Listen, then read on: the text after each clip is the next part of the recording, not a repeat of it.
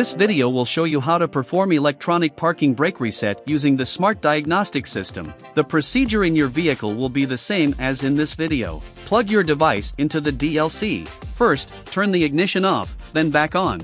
Next, select OK.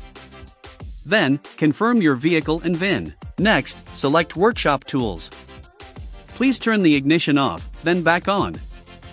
Electronic parking brake reset. Start up. Follow the on-screen prompts to complete the procedure.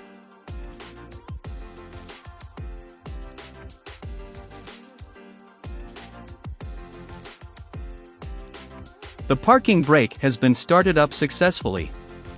That's how to perform electronic parking brake reset.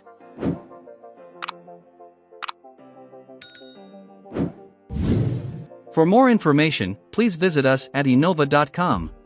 Find the problem, fix the problem.